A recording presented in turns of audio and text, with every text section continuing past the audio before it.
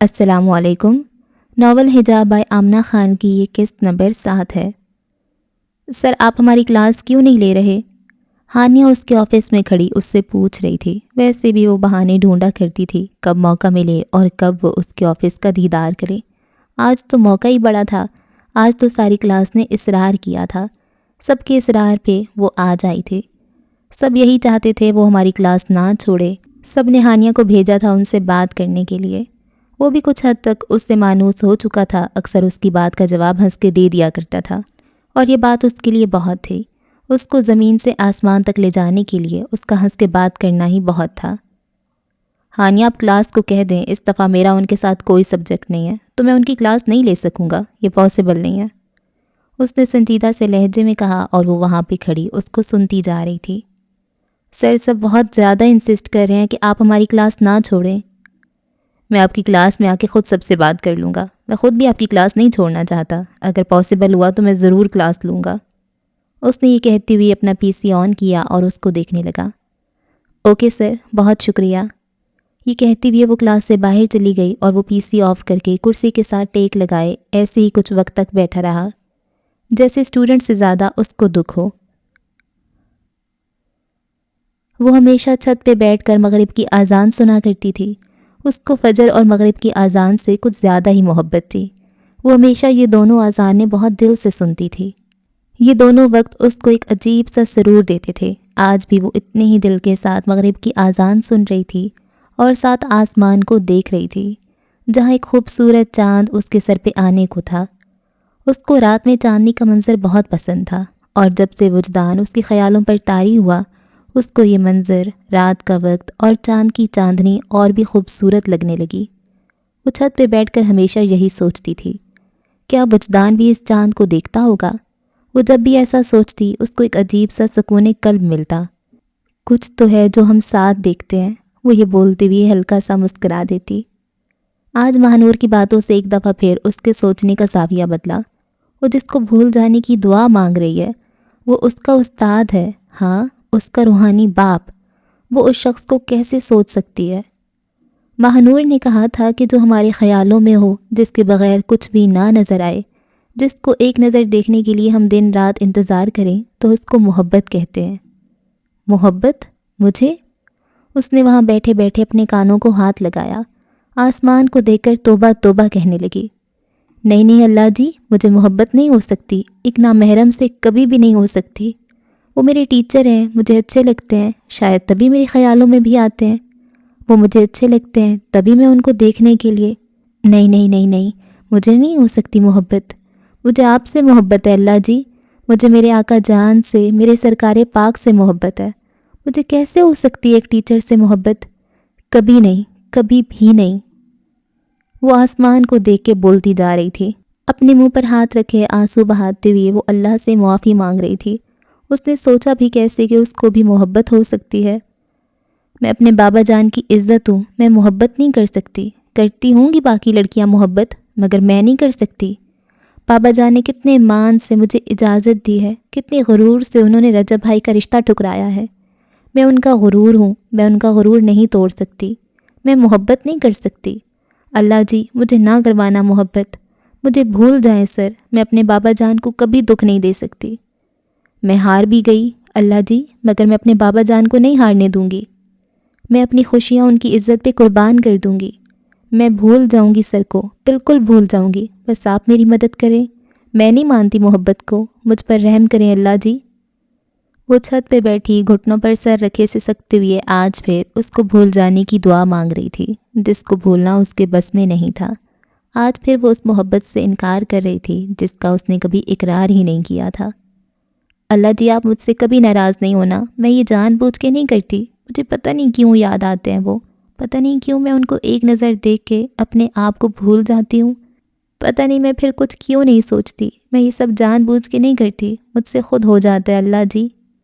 اللہ جی آپ تو رحم کرنے والے ہیں، آپ تو بہت مہربان ہیں، آپ بہت رحیم ہیں۔ اے میرے پیدا کرنے والے رب، اپنی زرمینہ گل پر رحم کر، اس کو صبر دے، اس کو وہی نور عطا کر جو رمضان کی راتوں کو عطا کیا۔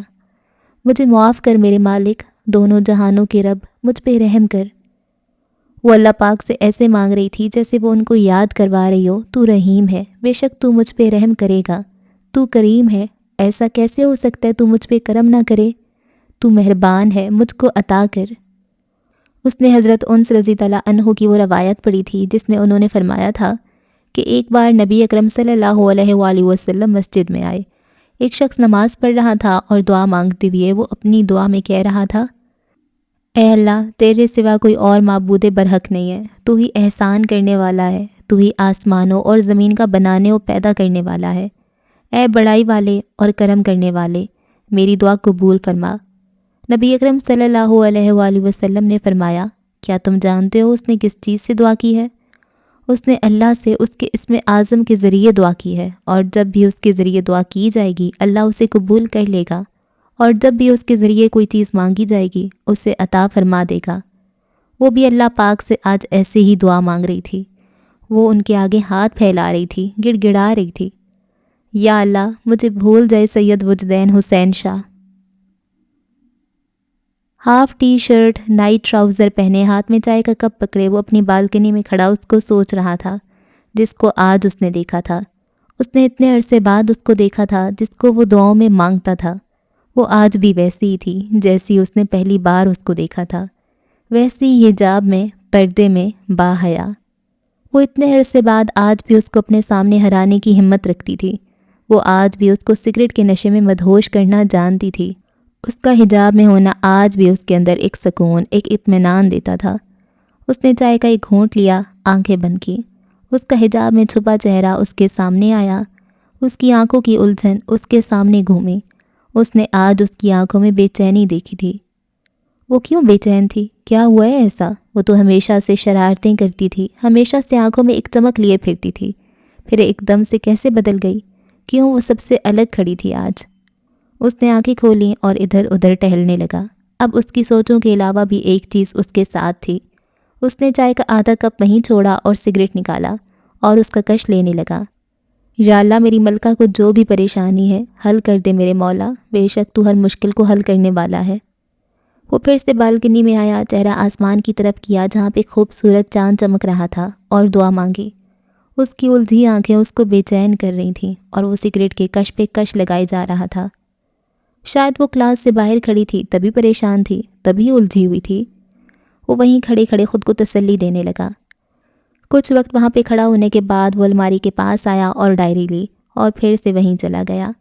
بالکنی میں اس نے ایک کرسی رکھی ہوئی تھی۔ وہ اس کرسی پہ بیٹھ کے چاند کو دیکھتے ہوئے اس ڈائری پہ لکھتا تھا جو اس کی ملکہ کی ملکیت تھی۔ وہ رات کو سونے سے پہلے کچھ نہ کچھ اس کے لیے لکھ کے سوتا تھا۔ جب بھی وہ اس کے لیے لکھتا اس کو ایک عجیب سی خوشی ملتی۔ جب میری ملکہ میرے پاس آئے گی میں روز رات کو اس کو پڑھ کے سنایا کروں گا، اس کو بتاؤں گا یہ ہجر کی راتیں مجھ پہ کیسے گزری ہیں، اس کو بتاؤں گا میں نے ایک ایک لفظ اس چاند کو گواہ بنا کے اس کے لیے لکھا ہے، اور نہ جانے میں نے اس ایک ایک لفظ کو کتنی کتنی بار پڑھا ہے۔ اس نے ڈائری کھولی، آنکھیں بند کی، اس کا سراپا اس کی آنکھوں میں گھوما، اس کی خوبصورت آنکھیں اس کی آنکھوں میں آئیں، اس کا حیا سے بھرا وجود اس کے سامنے آیا۔ اس نے چاند کو دیکھا۔ کیا تم میری ملکہ سے بھی خوبصورت ہو؟ لوگ تمہارے لیے لکھتے ہیں اور میں تمہارے سامنے اپنی ملکہ کے لیے لکھتا ہوں۔ میری ملکہ اس چاندی سے زیادہ خوبصورت ہے، اس کی آنکھیں اس رات سے زیادہ گہری اور خوبصورت ہیں۔ وہ چاند کو دیکھ کے اس سے باتیں کر رہا تھا، اس کے سامنے اپنی ملکہ کی شان کے قصیدے پڑھ رہا تھا کہ اس کے لبوں پہ ایک مسکراہٹ آئی، آنکھوں میں چمک اتری۔ اس نے ڈائری کھولی اور لکھنے لگا، موتی ہوں جیسے کسی تہ بہر کے، بالکنی سے آنکھوں کی تیرے جب حجاب اترے، اور قصیدے بھی برحق میرے تیرے لیے مگر جو شعر لکھے وہ کہ جیسے الہام اترے۔ اس حیا سے تو حیا کو بھی حیا آئے کہ جب دل کے اتھاؤں میں وقرنا فی بیوتکننا کا پیغام اترے۔ تیری پلکیں جو ملیں آپس میں تو ہو عیدین سا سما، کہ جیسے پہل میں ملنے مسلمان کو مسلمان اترے۔ یا یونی میں کوئی فنکشن ہے، سروجدان آرگنائز کر رہے ہیں تو وہ چاہتے ہیں ہم ان کے ساتھ ہیلپ کروائیں۔ ہانیہ نے کلاس میں کھڑے ہوتے ہوئے کہا جیسے کوئی اعلان کر رہی ہو۔ سروجدان کچھ کہیں اور ہم ان کی ہیلپ نہ کریں، ایسا ہو سکتا ہے کیا؟ سب کلاس والے پرجوش تھے کہ ان کو سروجدان کی ہیلپ کرنے کا موقع ملے گا، ان کے ساتھ وقت گزارنے کا موقع ملے گا۔ سب نے بہت خوشی سے حامی بھر لی، بس وہی چپ اپنی کرسی پہ بیٹھی تھی۔ اس کو تو اس کے سامنے بھی نہیں آنا تھا، پھر ان کے ساتھ کام کرنا ایک الگ بات تھی۔ وہ تو اسے دور بھاگنا چاہتی تھی، پھر اس کے قریب کیسے رہتی؟ السلام علیکم۔ وہ سوچوں میں ہی گم تھی کہ وہ کلاس میں آیا۔ آج اس نے گرے جینز کے اوپر بلیک کوٹ پہن رکھا تھا۔ سردیاں اپنے عروج پہ تھیں اور اس کو سردی لگتی بھی کچھ زیادہ ہی تھی۔ وہ ہر طرح سے خود کو کور رکھتا تھا تاکہ سردی اس تک نہ پہنچ سکے۔ اس نے آتے ہی سب کو سلام کیا۔ وعلیکم السلام سر، سب نے بہت پرجوش طریقے سے جواب دیا۔ میں آپ سے ایک بات کرنے آیا ہوں۔ کل فنکشن ہے یونی میں، آپ کے ڈپارٹمنٹ کا نہیں ہے۔ آپ لوگ میری موسٹ فیوریٹ کلاس ہیں، تو میں چاہتا ہوں آپ میرے ساتھ ہیلپ کروائیں اور آپ لوگ بھی کل ہمیں جوائن کریں۔ اس نے بغیر کسی تمہید کے اپنی بات کی۔ اور جو میرے ساتھ کام کرنا چاہتے ہیں وہ آ جائیں، میں ان کو بتا دیتا ہوں ہم نے کیا کرنا ہے۔ سب خوشی خوشی اس کے ساتھ جانے کو تیار ہو گئے، سوائے اس ایک کے۔ وہ وہیں پہ چپ بیٹھی رہی، جیسے اس نے کچھ سنا ہی نہیں، اس کو کوئی دلچسپی ہی نہیں۔ سر آپ ہمیں یہیں بتا دیں، ہم یہاں پہ ڈیکوریشن کا کچھ کام کر لیتے ہیں۔ ارم نے اس کے پاس آتے ہوئے کہا، ٹھیک ہے میں یہاں آپ کو مٹیریل لا دیتا ہوں، آپ سب یہیں پہ کام کر لیں، پھر جب تیار ہو جائے سب تو ہم ہال میں لگا دیں گے۔ یہ کہتا ہوا وہ وہاں سے چلا گیا اور کچھ دیر بعد ہاتھ میں چارٹ اور باقی ساری چیزیں لے کے آیا جو اس کو لگانی تھیں۔ وہ سب کو ایک ایک چیز نکال کے بتاتا رہا، یہاں سے ایسے کرنا ہے، ایسے کاٹنا ہے۔ سب بہت غور سے اس کو دیکھنے لگے، جیسے سمجھ رہے ہوں اس کی کہی ہوئی ایک ایک بات۔ اس کے وہاں سے جاتے ہی سب نے کام شروع کر دیا سوائے اس کے۔ اس نے تو دیکھا تک نہیں تھا کیا کرنا ہے، اس نے تو سنا بھی نہیں تھا وہ کیا کہہ کر گیا ہے۔ وہ نظریں جھکائے بس بیٹھی رہی، جیسے بس اس کا وجود ہی وہاں پہ ہو اور وہ کہیں دور کسی اور ہی جگہ ہو۔ سب کام کرنے لگے اور جلد ہی اکتا بھی گئے۔ جو اس کے سامنے کچھ دیر پہلے بڑی بڑی باتیں کر رہے تھے، بہانے بنا کر کلاس سے باہر جانے لگے۔ اب بس 4-5 لوگ ہی تھے جو کلاس میں موجود تھے۔ وہ بار بار وہاں آتا اور کام کو ایک نظر دیکھتا۔ اس کو اپنے ہر کام میں پرفیکشن چاہیے ہوتی تھی۔ وہ ہر کام ایسے کرتا تھا جیسے کوئی غلطی کی گنجائش نہ رہے۔ اب وہ خود کلاس میں اسٹوڈنٹس کے ساتھ بیٹھ کے کام کرنے لگا تھا، کبھی ایک کے ساتھ کرتا اور کبھی دوسرے کے ساتھ۔ فضا ہم یہاں کیا کر رہے ہیں، چلو یہاں سے، اس نے فضا کو ہاتھ سے پکڑتے ہوئے کہا جو چارٹ کاٹنے میں لگی ہوئی تھی۔ ذری پاگل ہو گئی ہو، آگے ہی سب بھاگ گئے ہیں، ہم گنے چنے کوئی 5 لوگ ہیں، وہ بھی چلے جائیں، سر کو کتنا برا لگے گا۔ فضا نے بغیر اس کی طرف دیکھے ایک ہاتھ میں کینچی پکڑی اور دوسرے میں چارٹ اور کاٹتے ہوئے کہنے لگی، لیکن فضا میں تنگ ہو رہی ہوں یہاں، اس نے بے بس لہجے میں کہا۔ وہ اپنے اندر کی بے چینی کو کسی پہ ظاہر نہیں کرنا چاہتی تھی۔ وہ بار بار وہاں آتا اور بار بار اس کو ایک نئی تکلیف سے گزرنا پڑتا۔ وہ اس کرب سے دور جانا چاہتی تھی۔ بیٹا آپ اگر کچھ کر لیں تو تنگ نہیں ہوں گی، یہ پکڑو چارٹ اور اس پر لائنز لگاؤ۔ فضا نے اس کے ہاتھ میں چارٹ دیا اور خود بھی کام کرنے لگ گئی۔ کس کے ساتھ لائنز لگاؤں میں، اس نے چارٹ پکڑے ہوئے بیزاری سے کہا۔ صبر، سر آتے ہیں تو کہتی ہوں میں ان کو پینسل دیں، ہمارے بیگ سے پین نکل جائیں تو بڑی بات ہے۔ وہ مسکراتے ہوئے بول رہی تھی کہ وہ دروازے سے اندر آیا۔ سر پینسل چاہیے ایک، فضا نے اس کو وہیں سے کہا۔ میں لاتا ہوں۔ وہ مسکراتا ہوا وہیں سے واپس ہوا اور ایک پینسل کے ساتھ اندر آیا۔ یہ لیں پینسل، ان کے پاس کھڑے ہوتے ہوئے اس نے پینسل آگے کی۔ ذری سر کے ہاتھ سے پینسل لینا، فضا نے زرمینہ کو کہا۔ اس کے ہاتھ میں چارٹ اور کینچی پکڑی تھی تو وہ نہیں لے سکتی تھی۔ وہ جو نظریں جھکائے بے قابو دھڑکنوں کے ساتھ بیٹھی تھی، ایک دم چونکی اور فضا کی طرف دیکھنے لگی، جس نے آنکھوں کے اشارے سے ایک بار پھر پینسل لینے کا کہا۔ وہ اس کی طرف مڑی جو ہاتھ میں پینسل پکڑے نظریں فضا کے چارٹ پہ رکھے کھڑا تھا۔ اس نے اس کے ہاتھ سے پینسل لی اور اس پینسل کو دیکھتی رہی جس پہ اس کی انگلیوں کے نشان تھے۔ جس نے اس کو چھوا تھا وہ اس پینسل کو پاس رکھ لینا چاہتی تھی ہمیشہ کے لیے، جس کو اس نے ہاتھ لگایا تھا۔ کتنی قیمتی ہے یہ پینسل جو اس کے ہاتھ سے میرے ہاتھ میں آئی ہے۔ اس نے بہت پیار سے وہ پینسل پکڑی اور اپنی آنکھوں پہ لگائی۔ شاید محبوب کی ہر شے ہی بے مول ہوتی ہے جو اس کے ہاتھ سے ہو کر گزرے، اس کی قیمت کوئی نہیں لگا سکتا۔ ذری، اس نے اس کی میز پہ بازو رکھے، آنکھیں بند کیے، ہاتھوں میں پکڑی پینسل کو آنکھوں کے ساتھ لگاتے ہوئے دیکھا۔ کیا سوچ رہی ہو ذری؟ کچھ نہیں، تو اب تو پینسل مل گئی ہے نا، اب تو کر لو کام۔ ہاں کر رہی ہوں نا، نظر تو نہیں آ رہا مجھے، اب میں تمہاری طرح دکھا دکھا کر کرنے سے رہی۔ مر جائیں آپ تو زرمینہ گل۔ آمین، دفع ہو جاؤ، مذاق میں کہا ہے، آمین کہنے کی ضرورت نہیں تھی آگے سے۔ اب میں کام کر لوں، پھر بولو گی کام نہیں کرتی۔ کر لیں جناب، اس نے اس کو مسکراتے ہوئے دیکھا جو پینسل ہاتھ میں لیے اب لائن لگا رہی تھی۔ زرمینہ یونیورسٹی کیسے جا رہا ہے تمہارا؟ دادی اماں نے اس کے سر پر تیل لگاتے ہوئے کہا۔ اچھی جا رہی ہے اماں جی۔ اس کو ہمیشہ سے اپنے سر میں تیل سے مالش کروانا بہت اچھا لگتا تھا۔ کوئی ہلکا سا بھی اس کے بالوں میں ہاتھ پھیرے وہ ایک دم سو جایا کرتی تھی۔ اس کو ایک عجیب سا سکون ملتا تھا۔ یہ تم نے اپنے بالوں کا کیا حال کر لیا ہے؟ ان کو تم دھوتا بھی ہے یا ایسے ہی باندھ دیتا ہے اور اوپر دوپٹہ لپیٹ لیتا ہے؟ وہ اس کا ایک ایک بال اوپر کرنے لگیں اور ساتھ ساتھ تیل اس کے بالوں میں ڈالنے لگیں۔ اماں جی دھوتی ہوں۔ اس نے آنکھیں بند کی، ان کے گھٹنوں کے ساتھ سر لگاتے ہوئے مسکرا کے کہا، یہ بالوں کا بہت خیال رکھا کرو اپنے، اتنے خوبصورت بالوں کو چڑیا کا گھونسلہ بنا کے رکھتی ہے۔ بس دادی اماں آپ روز ایسی مالش کیا کریں تو ٹھیک ہو جائیں گے۔ تم اپنے کمرے سے نکلے تو ہم مالش کریں نا، کیا بات ہے، تم جب سے یونیورسٹی گیا ہے کمرے سے باہر بھی نہیں نکلتا۔ انہوں نے اپنے ہاتھوں کی انگلیوں کی حرکت روکی اور اس سے پوچھنے لگیں، کچھ نہیں دادی اماں، کام ہی بہت ہوتا ہے یونی کا، تبھی کمرے میں ہوتی ہوں۔ اس نے آنکھیں بند کرتے ہوئے دکھتے دل کے ساتھ کہا، میں اب آپ کو کیا بتاؤں اماں جی، اس نے دل ہی دل میں کہا۔ اپنا خیال رکھا کرو زرمینہ گل۔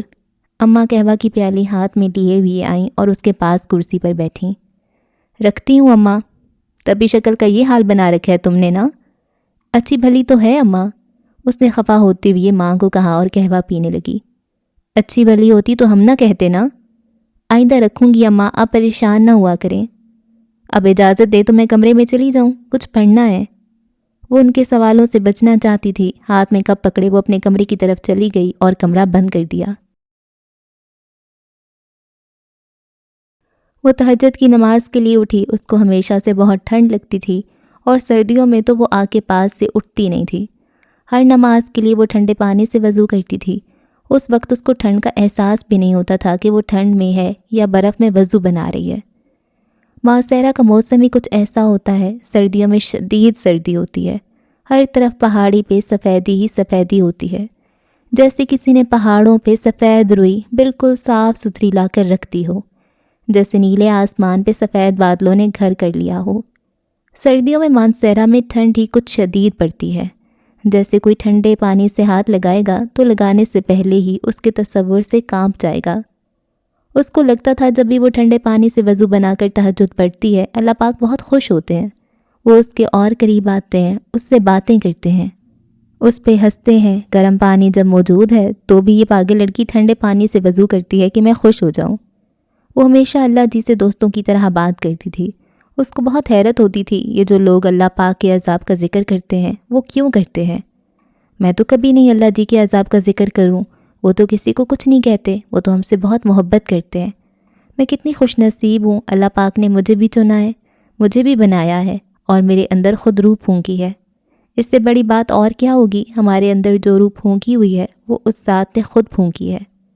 یہ جو لوگ مر جانے کی دعائیں مانگتے ہیں، نہ جانے کیا سوچ کے مانگتے ہیں، ان کو خود پہ رشک کیوں نہیں آتا کہ اللہ نے ان کو انسان پیدا کیا ہے، ساری مخلوقات سے افضل پیدا کیا ہے۔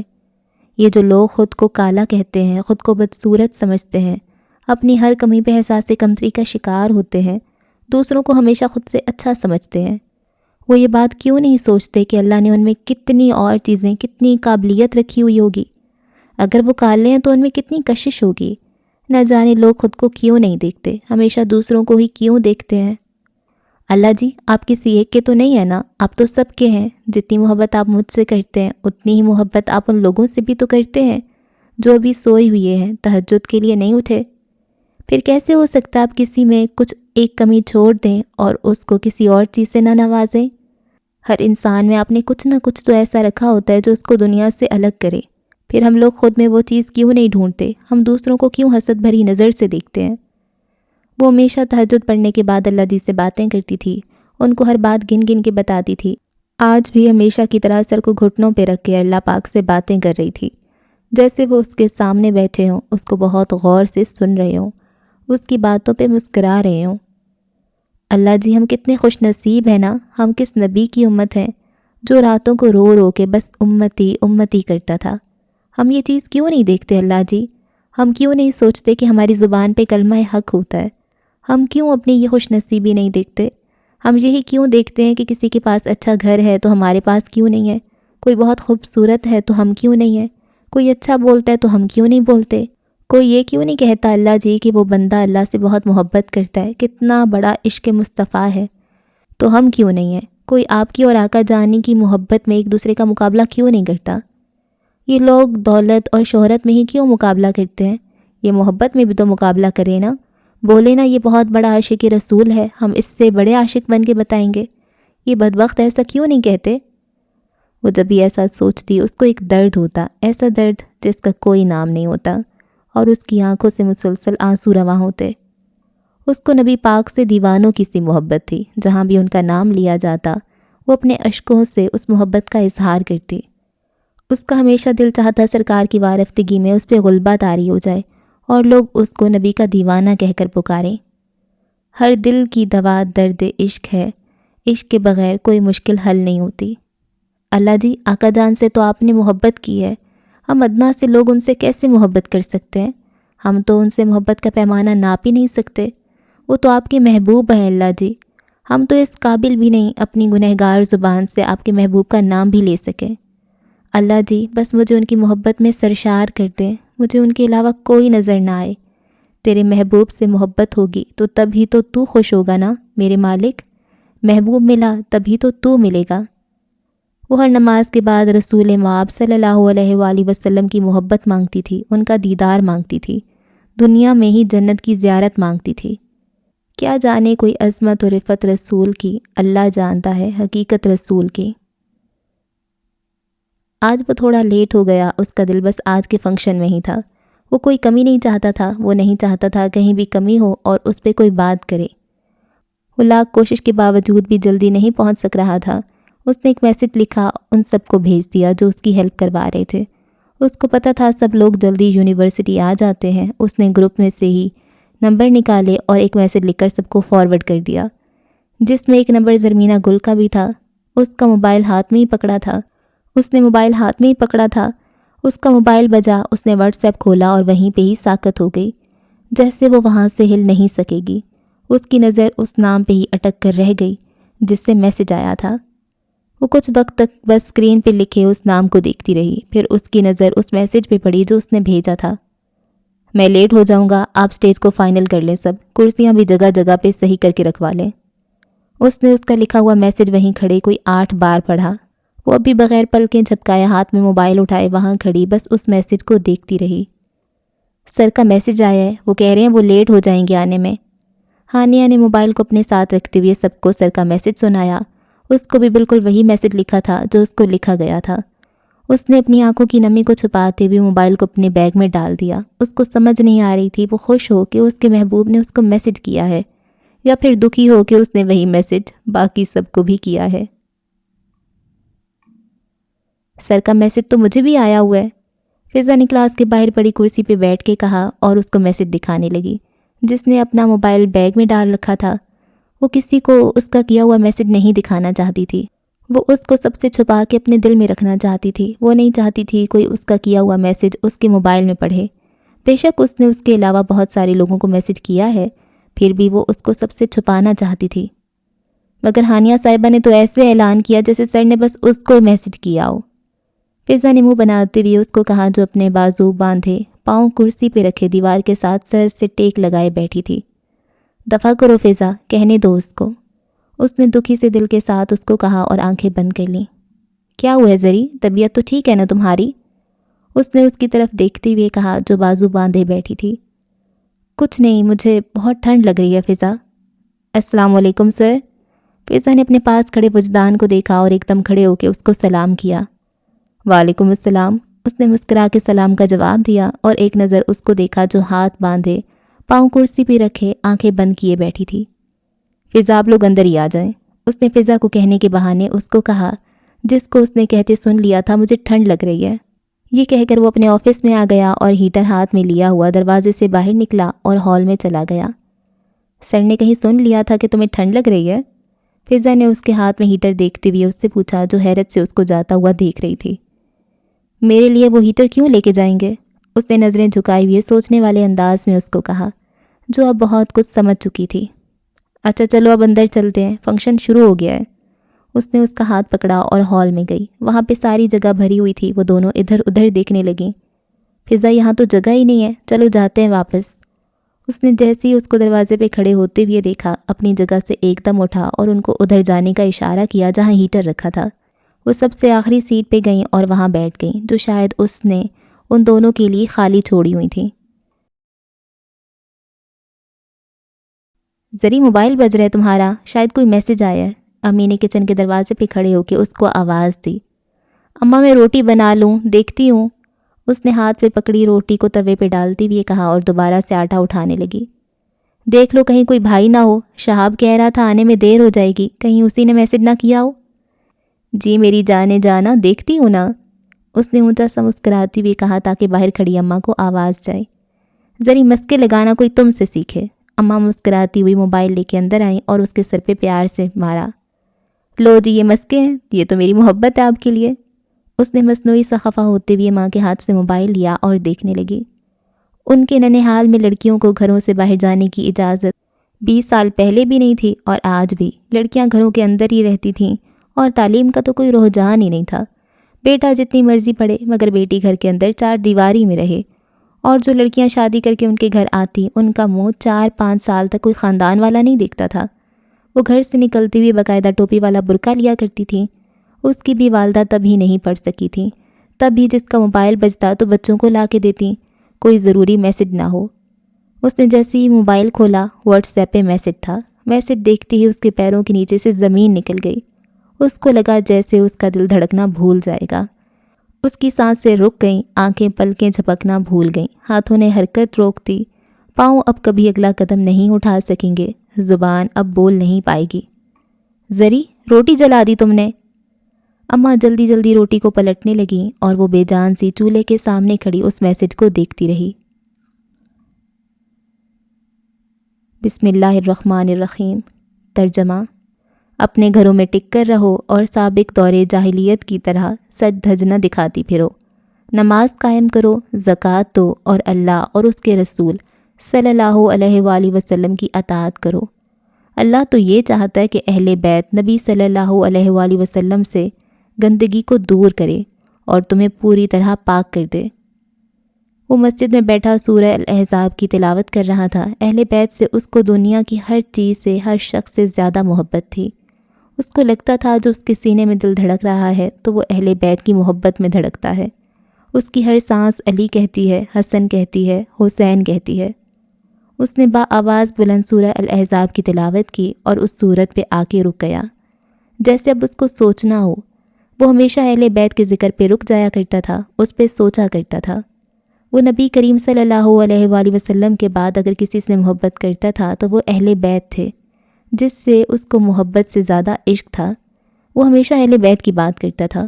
اس کو اچھا لگتا تھا وہ بولے اہل بیت پہ اور لوگ سنیں، یا لوگ اہل بیت کی محبت میں بولیں اور وہ سنیں۔ وہ علی والوں کی محفل میں بیٹھ کے علی کا نعرہ بلند کرتا تھا۔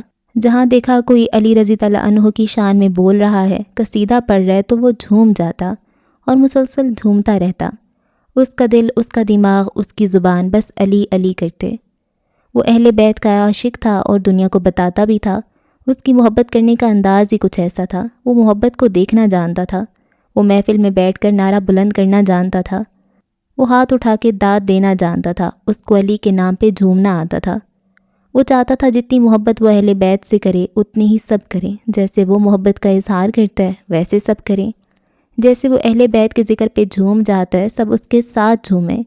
وہ کوئی ملنگ نہیں تھا، وہ عاشق تھا۔ جب وہ جھومتا تو لوگ اس کو دیوانہ کہتے۔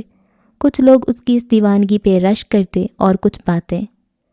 مولوی صاحب، یہ جو لوگ اہل بیت سے محبت نہیں کرتے کیا یہ جنت میں جائیں گے؟ وہ قرآن پاک بند کر کے مولوی صاحب کے پاس گیا جو ممبر کے پاس بیٹھے آنکھیں بند کیے تسبیح کے دانے ہاتھوں سے ادھر ادھر کر رہے تھے۔ وجدان، دنیا میں ایسا کون سا شخص ہوگا جو محبوب کی اولاد سے محبت نہیں کرے گا؟ اگر جس نے نبی کریم سے محبت کی ان کی اولاد سے نہ کی، ان کے لیے بغض رکھا، تو کیا نبی کریم صلی اللہ علیہ وآلہ وسلم ان سے خوش ہوں گے؟ اگر تمہارے والد صاحب سے کوئی محبت کرے گا اور تم سے بغض رکھے گا تو کیا ان کا دل اس شخص سے خوش ہوگا؟ کیا وہ اس شخص کو عزت دے پائیں گے جو ان کی اولاد سے محبت نہیں کرتا؟ ایسا نہیں ہوتا وجدان۔ ایک باپ ہمیشہ یہی چاہتا ہے لوگ اس سے زیادہ اس کے بیٹے کو، اس کی بیٹی کو عزت دیں۔ جب ایسا ہوتا ہے تو وہ بھی خوش ہوتا ہے۔ جو لوگ نبی کریم سے محبت کرتے ہیں ان کی اولاد سے نہ کریں تو کیا وہ خوش ہوتے ہیں؟ وجہ حضرت ابو ہریرہ رضی اللہ عنہ سے روایت ہے کہ نبی کریم صلی اللہ علیہ وآلہ وسلم نے ارشاد فرمایا، جس نے ان دونوں یعنی حسن اور حسین علیہ السلام سے محبت کی اس نے مجھ سے محبت کی، جس نے ان سے بغض رکھا اس نے مجھ سے بغض رکھا۔ اب وجہ جب نبی پاک نے خود کہہ دیا جس نے دونوں شہزادوں سے محبت کی تو اس نے مجھ سے محبت کی، اگر ہم نبی کریم سے محبت کریں اور اہل بیت سے نہ کریں تو ہم کیا مسلمان ہیں؟ کیا ہم سچے مسلمان ہیں؟ وہ چپ بیٹھا ان کو سنتا رہا جو ایک پیار اور ایک عقیدت سے بولتے ہوئے چلے جا رہے تھے۔ اسی طرح نبی پاک نے ہر جگہ پہ حضرت علی اور اہل بیت کا ذکر کیا، ان سے محبت کا ذکر کیا۔ مولوی صاحب، علی رضی اللہ عنہ کو مولا کہنا چاہیے یا نہیں؟ وجہ جس کو سبیب نے مولا کہا، ہم کون ہوتے ہیں ان کو مولا نہ کہنے والے؟ کیا انہوں نے یہ نہیں پڑھا کہ حضرت محمد صلی اللہ علیہ وآلہ وسلم نے خود فرمایا، دونوں جہانوں کے سردار نے محبوب نے خود کہا، جس کا میں مولا اس کا علی مولا۔ تو اس بات کے علاوہ ہمیں کس ثبوت کی ضرورت پڑتی ہے؟ سرکار نے خود کہا ہے، لوگوں کی نسل ان کے بیٹوں سے چلتی ہے اور میری نسل میری بیٹی فاطمہ سے چلے گی۔ وجہ وہ جو خدا کا محبوب ہے اس کی اپنی نوازوں سے محبت کا عالم تو دیکھو، آپ نے ان کے خود نام مبارک رکھے۔ مولا علی نے حضرت امام حسن کا نام حمزہ رکھا تھا اور امام حسین کا نام جعفر رکھا تھا، مگر سرکار نے نام مبارک بدل کر حسن اور حسین رکھے۔ ان دونوں شہزادوں کو تو نام بھی آقا نے خود دیے ہیں۔ وہ بولتے بولتے ایک آہ بھرتے اور پھر سے محبت میں بولنا شروع ہو جاتے۔ حضرت برا بن عازب رضی اللہ عنہ سے روایت ہے کہ ایک دفعہ حضور نے امام حسن کو اپنے کندھے مبارک پہ اٹھایا ہوا تھا اور آپ فرما رہے تھے، اے اللہ میں اس سے محبت کرتا، بس تو بھی اس سے محبت کر۔ اور امام حسین کے بارے میں تو حضور نے فرمایا، حسین مجھ سے ہے اور میں حسین سے ہوں۔ اب جو ذات خود ان سے دیوانوں کی محبت کرتی ہے، یہ لوگ کون ہوتے ہیں محبت نہ کرنے والے؟ بس وجدان ہمارے معاشرے کا دستور ہی کچھ ایسا ہے، اگر کوئی علی علی کہے گا اور حسین کہے گا تو وہ شیعہ کہلایا جائے گا۔ کچھ لوگ بس اس ڈر سے اپنی محبت کو اندر رکھ دیتے ہیں، چھپی محبت کرتے ہیں۔ یہ کوئی نہیں کہہ سکتا کہ وہ محبت نہیں کرتے، ان کو آقا جان کی اولاد سے عشق نہیں ہے۔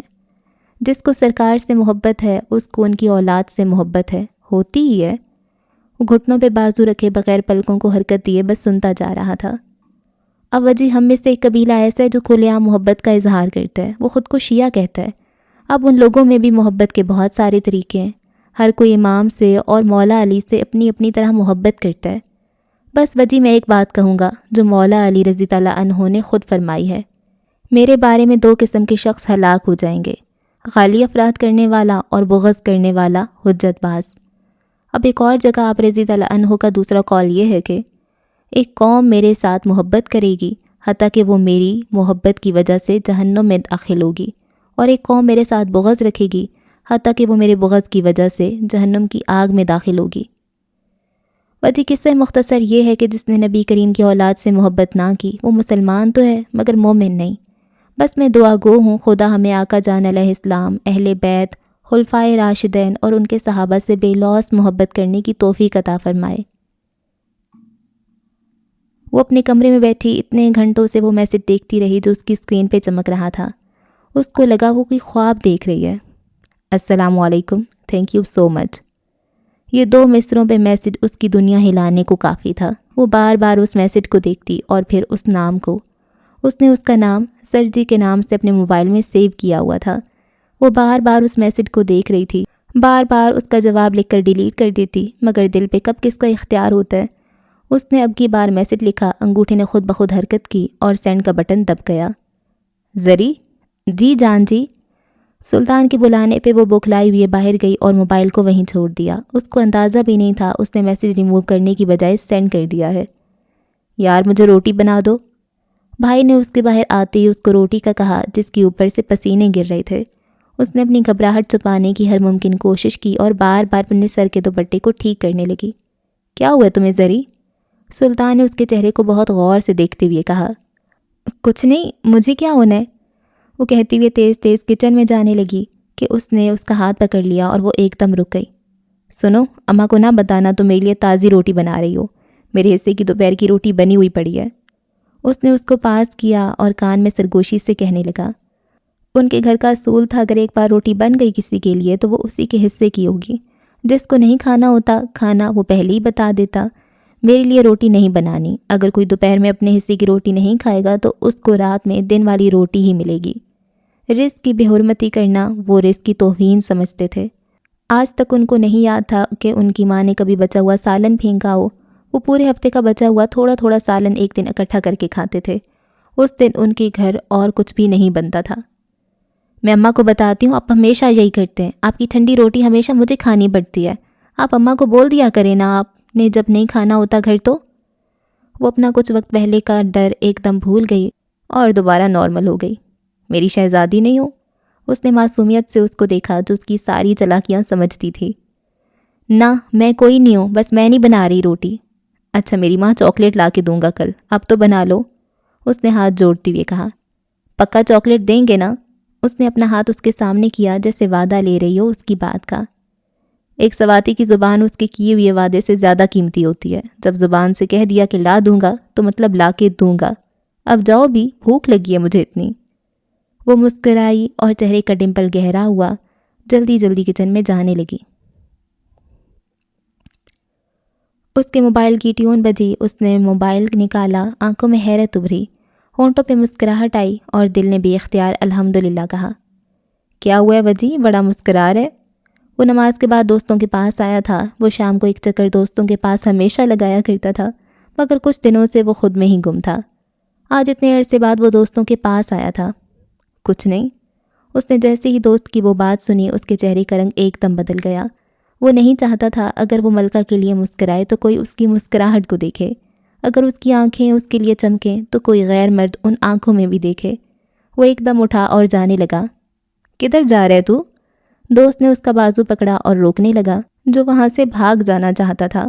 وہ نہیں چاہتا تھا وہ دوستوں کے سامنے اس کو رپلائی کرے، وہ تو اس کو ہر ایک سے چھپا کے رکھنا چاہتا تھا، اس کی پاکیزگی کو ہمیشہ اپنے دل میں رکھنا چاہتا تھا۔ پھر ایسا کیسے ممکن تھا وہ دوستوں کی محفل میں بیٹھ کے اس کی بات کرے یا اس سے بات بھی کرے؟ وہ ان مردوں کی طرح ہرگز نہیں تھا جو دوستوں کی محفل میں بیٹھ کے عورت ذات کی تذلیل کرتے۔ اپنے دوستوں کو بتائے بچی سیٹ ہو گئی ہے تیرے بھائی کے ساتھ، اور پھر اس لڑکی کے میسج سب کو پڑھ پڑھ کے سنائی، اور سب اپنا اپنا مشورہ دیں، آگے یہ رپلائی کر، یہ بول بھابھی کو۔ اس کو شدید نفرت تھی ان مردوں سے جو اپنی ماں بہن گھر پہ رکھ کے کسی کی بہن کو دوستوں میں ذلیل کریں، اس کی محبت کو رسوا کریں۔ محبت یہ دیکھ کے تو نہیں ہوتی جو اچھا ہے اسی سے ہوگی، محبت تو دنیا کے غلط ترین بندے سے بھی ہو سکتی ہے۔ اگر ایک لڑکی اس کے سامنے ہار جاتی ہے تو اس کو چاہیے محبت کی قدر کرے، اس کی دنیا میں تذلیل نہ کرے۔ بس یار مجھے کچھ کام ہے، میں جا رہا ہوں، اس نے اپنی بائک سٹارٹ کرتے ہوئے کہا۔ وہ جلد از جلد اس میسج کا رپلائی دینا چاہتا تھا جو کچھ وقت پہلے اس کو ملا تھا۔ یار تھوڑا تو بیٹھ جاتا۔ وہ دوستوں کی محفل میں محفل کی جان تھا اور اتنے عرصے سے ان کی محفل بے رنگ تھی۔ وہ اس کو روکنا چاہتے تھے جو اڑ کے جانا چاہتا تھا۔ وہ گھر آیا اور سیدھا اپنے کمرے میں چلا گیا۔ اس نے اس میسج کو بار بار دیکھا جو بس 2 لفظوں پہ مشتمل تھا، شکریہ کیوں؟ اس نے وہ میسج پھر کھولا اور کانپتے ہاتھوں کے ساتھ لکھنے لگا۔ وہ لکھنا چاہتا تھا ملکہ میری دنیا میں آنے کا شکریہ، مگر اس نے خود پہ قابو پایا اور بس اتنا ہی لکھا، میری مدد کا شکریہ جو آپ نے فنکشن میں کی۔ کانپتے ہاتھوں کے ساتھ اس نے بس اتنا ہی لکھا اور موبائل کو دیکھنے لگا جس پہ اس نے بس وہ 2 حرف لکھے تھے۔ اس نے نہ جانے کتنی بار اپنے موبائل کی اسکرین کو اپنے دل سے لگایا تھا۔ ہر 2 منٹ بعد اس میسج کو وہ اپنے دل پہ رکھتا اور پھر دیکھتا۔ دل پہ وہ میسج رکھنے سے اس کے دل کو ایک الگ ہی قرار آتا۔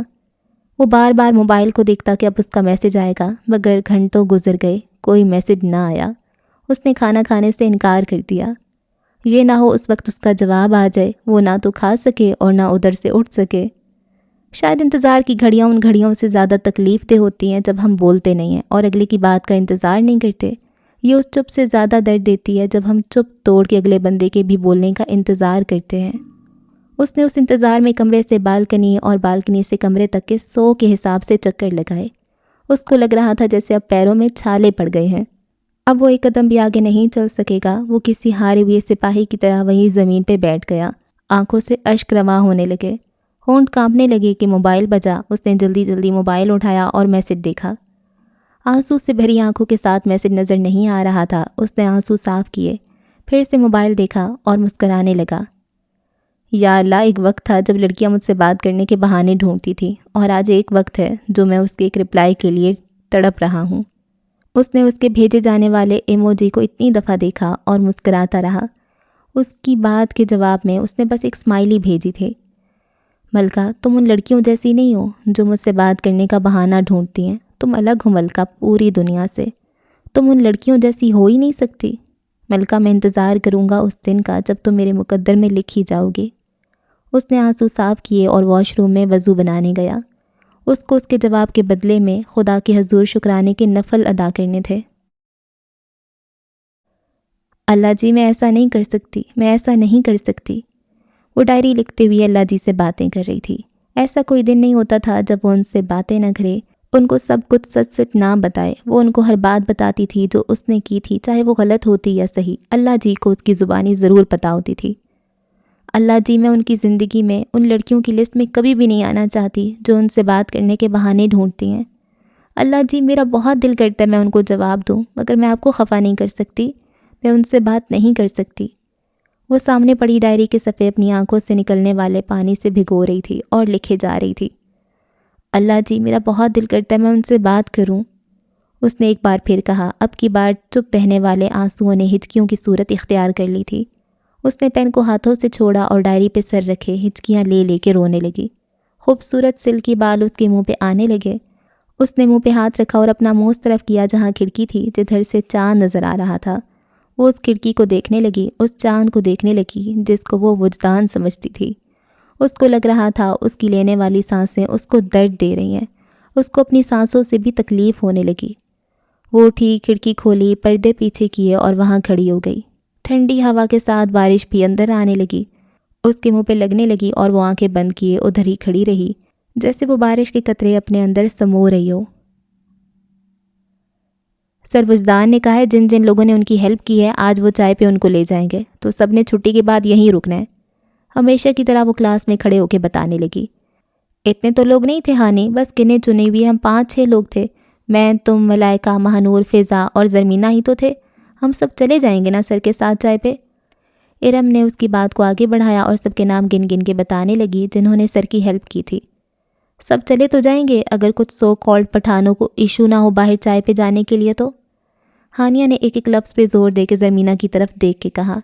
وہ جان بوجھ کے ایسا کر رہی تھی تاکہ وہ خود ہی جانے سے انکار کر دے۔ اس کو پتہ تھا سر اس کو کتنی اہمیت دیتے ہیں، وہ وجدان کے ساتھ اس کو برداشت بھی نہیں کر سکتی تھی۔ بھائی، ان لوگوں کی عزت کا معاملہ جو ہوتا ہے، باہر اگر کسی ہوٹل پہ بیٹھ جائیں تو۔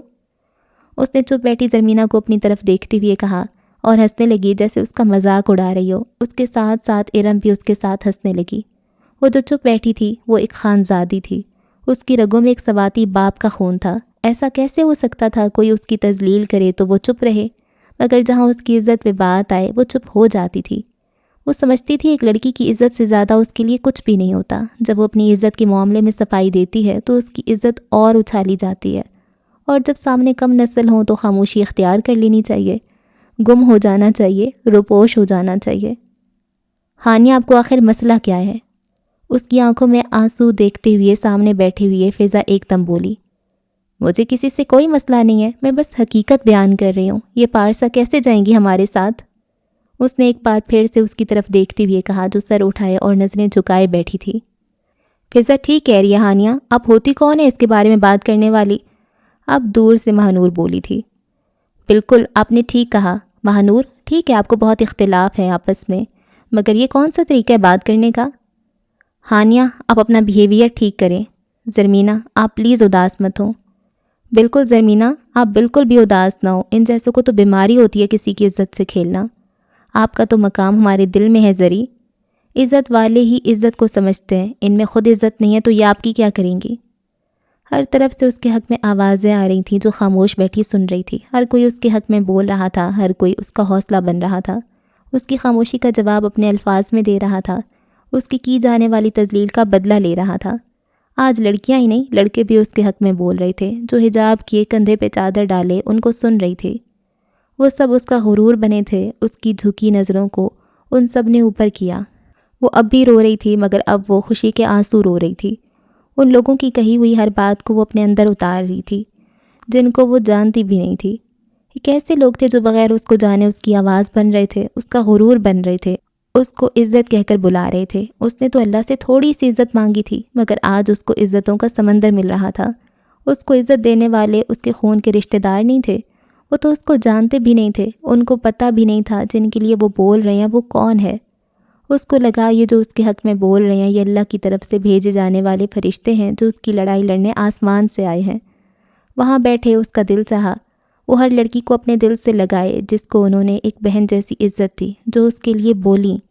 وہ ہر لڑکے کے پاس جائے، وہ لڑکے اپنا ہاتھ اس کے سر پر رکھیں اور وہ اپنا سر نیچے کر لے، ان کی عزت میں وہ نیچے ہو جائے۔ جنہوں نے بھائی بن کر بہن کے خلاف کہنے والوں کو اپنی آنکھیں دکھائیں، اس کے خلاف بولنے والے بس 2 لوگ تھے اور اس کے حق میں بولنے والے 200 لوگ۔ وہ سب خود عزتوں والے تھے جو اس کی عزت کر رہے تھے، اس کا سہارا بن رہے تھے، اس کے رقیبوں کا منہ بند کر رہے تھے، اپنے لفظوں سے اس کے رقیبوں کو اس کا مقام بتا رہے تھے جو مقام اس کو خدا نے دیا تھا۔ اس نے اپنی آنکھیں بند کیں، ہاتھ آگے کیے اور دل میں ان لوگوں کے لیے دعا مانگی جو اس کا غرور بنے تھے، اس کا حوصلہ، اس کی زبان بنے تھے۔ رقیبوں کی محفل میں کچھ فرشتے بھی ہوتے ہیں۔ اچھا جی، اس ایپیسوڈ کو یہاں پہ اینڈ کرتے ہیں، اور کہانی میں کوئی خاص پیش رفت نہیں ہوئی، بس چھوٹے چھوٹے میسج پہ بات ہوئی ہے ان کی۔ تو ابھی تو تھوڑا سا ہی ناول رہ گیا، مطلب ہاف سے تو زیادہ ہی ہم نے پڑھ لیا اور کچھ خاص پیش رفت نہیں نظر آ رہی۔ اچھا، میں کیونکہ جب ناول پڑھ رہی ہوتی ہوں تو اتنا زیادہ ڈیپتھ میں نہیں پڑھ رہی ہوتی، مطلب اتنا سمجھ کے نہیں پڑھ رہی ہوتی، تو بہت سی چیزیں مجھ سے مس ہو جاتی ہیں۔ تو یہاں پہ بہت سی چیزیں ہیں اور مجھے تھوڑا ڈر بھی لگ رہا ہے، مطلب ٹاپک ایسا ہے یہ سیدوں والا اور اہل بیت، اور یہ چیزیں میرے خیال سے ناول میں ان چیزوں کو ڈسکس نہیں کیا جانا چاہیے۔ تھوڑا سا اگر آپ تھوڑا بہت کیا کہتے ہیں اس کو مینرز یا پھر کوئی اخلاقی بات بتا دیں تھوڑی بہت۔ آج کل تو رائٹرز بہت زیادہ، مطلب اتنے 100 صفحوں کا اگر ناول ہے تو اس میں کم از کم 200 صفحوں پہ موٹیویشنل اسپیکرز ہوں گے جو اتنی لمبی باتیں لکھی ہوئی ہوں گی، ٹھیک ہے؟ تو یہ بہت زیادہ ہوتا ہے، تو مجھے یہ چیزیں بہت بورنگ لگتی ہیں۔ ٹھیک ہے، اچھی بات ہے، آپ سکھا رہے ہیں، لیکن ہم یہاں پہ ناول پڑھنے آئے ہیں، ہمیں کہانی چاہیے، ہمیں یہ گیان نہیں چاہیے۔ تھوڑا بہت از اوکے، ٹھیک ہے، وہ اگر وہ ریلیٹیبل ہے، ٹھیک ہے، کہ اگر وہ کہانی کے موضوع کے ساتھ تھوڑا بہت میچ کر رہا ہے تو آپ وہ تھوڑی سی چیز سمجھا دو، ٹھیک ہے، لیکن اتنی لمبی جن کا کوئی لین دین نہیں ہوتا، صرف اسلامک ٹچ دینے کے لیے آپ اس میں وہ چیزیں ڈال دیں کہ اسپریچول ناول ہو جائے گا، ہٹ ہو جائے گا۔ خیر، ہو بھی جاتا ہے، مزے کی بات ہے۔ تو یہ مجھے پرسنلی خود نہیں پسند کہ مجھے صرف کہانی سے مطلب ہوتا ہے، مجھے یہ دائیں بائیں کی باتیں نہیں پسند ہوتی۔ ان کے لیے الگ سیلف ہیلپ بکس ہیں، آپ وہاں سے پڑھیں، اسلامک الگ سے بکس ہیں وہاں سے پڑھیں، قرآن ہے، احادیث کی بکس ہیں وہاں سے آپ مطالعہ کریں۔ تو یہاں پر مجھے لگتا ہے کہ یہ جو رائٹرز ہوتی ہیں یہ عالم تو نہیں ہوتی، ٹھیک ہے، اور کوئی ان کے پاس خاص نالج بھی نہیں ہوتا، بہت ہی کم عمر کی ہوتی ہیں، ان کے پاس بہت بیسک سا نالج ہوتا ہے اور آس پاس سے لیا ہوا، تھوڑا بہت اگر کتابیں پڑھتی بھی ہیں تو بھی اتنا، یہ بہت بڑی رسپانسبلٹی ہوتی ہے۔